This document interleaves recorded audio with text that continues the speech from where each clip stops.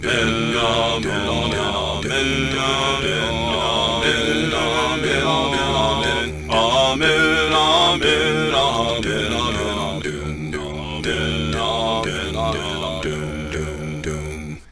is Jason Reed Pratt, author of Cry of Justice! Have you ever wanted to come within 9 points of winning your game by mainly just maneuvering your forces around without even fighting to amount to anything, like your Yang Winley of that long animated novel series, The Legend of the Galactic Heroes, which can't be bought in the United States due to classical music copyright reasons, make yourself feel highly superior at both strategic efficiency and also anime references? Me too!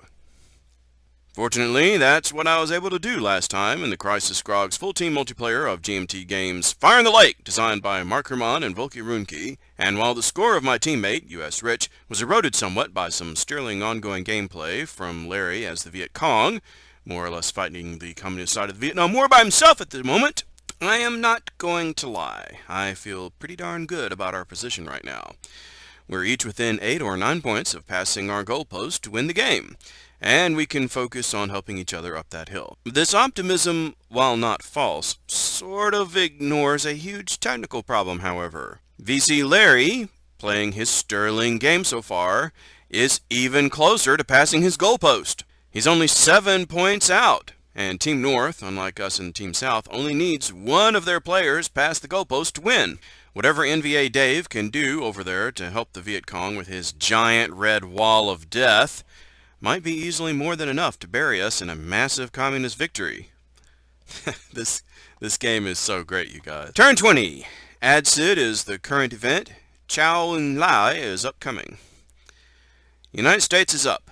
Rich takes a full assault operation with as many valid targets as he freely wants to play, and with ARVN follow-up assaults if he wants to pay for those. The first target is Quang Tri. This is a highland area, so Rich can only remove one active Team North piece, bases last, per 2 of his troops. That means 1 blue spec back to available. If he had a base here, that punch would have been a lot stronger. A US base means he can wipe out 2 enemies for each US troop, even in the highlands. But alas, he does what he can. He adds an ARVN assault, so ARVN cash down 3 to 45. ARVN troops normally only remove 1 enemy for each 2 of my troops, but in mountains we need 3 troops to remove each enemy. I was able to sweep 3 troops in from Hue last episode, so I do have enough here to remove 1 more Viet Cong spec. A hard-fought victory, but VC Larry still has a base here, and an active spec, although he can't do much with that because it's active. Next target, Quang 10. All 2 of its specs are wiped. There aren't enough US troops to try assaulting the VC's hidden base, unfortunately, but it's vulnerable for later. Cohen control is thus established. There are 2 Team South pieces to 1 Team North piece, and my, ARVN's, score goes up 2 population to 44.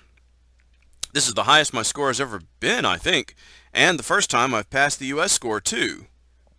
I need to double check that score. 13 points from patronage, plus various population points adding up, and final 6 points from controlling Saigon. Yep, that's 44. I'm only 7 points out from a victory now. Thanks, Rich. I'll return the favor as soon as I can. Next target, Bin Din. This area does have a US base, so even in the highlands, the United States can remove 2 enemy pieces for each green cube. With 4 cubes, he could remove 8 pieces, and the enemy only has 5 active specs here, so they're all wiped. We already had coin control. Plyku. I mentioned last time that he swept in here previously from Kontum and flipped all the blue specs active, but I forgot to film it. I have double-checked my records, and that did happen, so here I'm filming it now. Okay, now to continue this turn. He can assault 2 for 1 here, too, thanks to his base, despite the mountains, just like he did in Bin Din a minute ago. 3 US cubes with base support, blasts out 6 enemy pieces, so all the blue specs are removed, and also the base.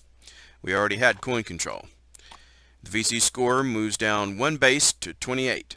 My orange police here would have been useless, by the way, as they can only fight in cities and on lokes, although they can help ARVN pacify an area. This ends Rich's turn, and a mighty turn it was. We, mostly he, removed almost all the Viet Cong fighting power off the map. US Rich declined to add a special mission in order to keep the NVA from being able to march bombard with a full op plus special, or from using the event. Rather than spend another hampered second initiative doing almost nothing, NVA-Dave passes his turn, so he picks up 1 cash to 18. Turn 21. We'll discard Add Sid's event as unused, and Chow In Lai is now the active event. New upcoming is Pathat Lao. 3 of us are active this turn, starting with NVA-Dave, then me, then potentially VC Larry if I pass. NVA takes the shaded flavor of the event, the Chinese boost aid to the north, which reflects a late war event, notice the date is 1968 or later, where Richard Nixon visited Communist China to open up diplomatic relations. A major political achievement, one reflected in several cards. Well, in real life it was. This event flavor basically says Nixon either didn't go or failed miserably, or maybe hasn't gone yet. So now the NVA gets 10 cash from China, going up to 28, which is like me having 112 cash, an absolutely impossible amount for me. Plus the VC get to add the trail value, currently 3, in their cash. Viet Cong cash up from 8 to 11. That's like 33 of my cash, which isn't a whole lot, but it's a lot better than nothing. So, what should I do now? If I pass, the Viet Cong will get a full op in special, or Larry, can also pass for 1 more cash and have first shot at the next card event, which wouldn't help him at all, and which would only help the NVA a little, although the trail would go to 4 and the NVA would have full piece mobility to teleport along and off the trail. Larry might also, having first shot next turn, take a full op with no special, thus limiting me at second initiative next time to a limited op. In fact, he's guaranteed to do one or the other simply to prevent me from using the next event to nuke 6 of Dave's pieces out of Laos. Although, note that the text specifies that the NVA can choose the 6 pieces to remove. Consequently, this turn, I choose to use the full op in special. Passing is not going to do me any good. And this is what my previous move was setting up anyway, at least on a full operational hope. So, there we go. I'm going to do the assault operation first, with 3 targets, which cost me 3 cash each. That equals 9 ARVN cash spent, down to 36. First target, Qianjiang. I remove 1 piece for 2 troops, so 2 of the 3 active specs go home. I already had coin control here. Second target, Tainan. Same rule in the jungle. It's the mountains that gives me trouble. 6 troops, send 3 active specs home. Again, I already had coin control. And third target, Quang Tri. In the highlands, 3 troops send only 1 active spec home. And now I'll add a raid special mission. I only have 1 hidden and thus prepared special forces piece, my rangers over there in Quang Nam that I've been setting up for a while. The target is obviously Quang Tri. The hidden spec from adjacent Quang Nam moves in and activates to remove the base. The VC score goes down to 27. Unfortunately, raiding a base, unlike assaulting a base, does not add 6 points to my aid. It should, but it doesn't. I mean, as far as the rules are concerned, I really think it should, but, I mean, it's the same result, but anyway. I should have done my raid first against the spec, and then followed up by finishing my assault on the base, because I can do these things, I don't have to finish my move and then do one or the other. I can interleave things. That would have provided the same result, but it would have given me more cash later. Still, I nicked off another point from the Viet Cong score, meaning that at 27 out of the 36 points they need to win, Team North has dropped to 75%, keeping in mind they only need 1 of their factions past the goalpost. And we've improved our score a bit this turn, with a combined average of 85.3% of the score we need to win. Beyond that, we just plain curb stomped the Viet Cong. They still have 5 bases, 3 of them hidden, but I think they only have 1, 2, 3, 4, 5, 6, 7, 8, 9 guerrilla teams, and 2 of those are exposed, which makes them almost useless. My extreme coin control will give Team North extra problems trying to do much on the map too, and the support for my regime among the people isn't too shabby either. We've still got a while until the next coup, but we're steadily grinding the godless commies out from our fair nation, so that I can enslave my population more effectively. I mean, freedom and apple pie and things! Gosh, I hope the U.S. didn't hear me say that.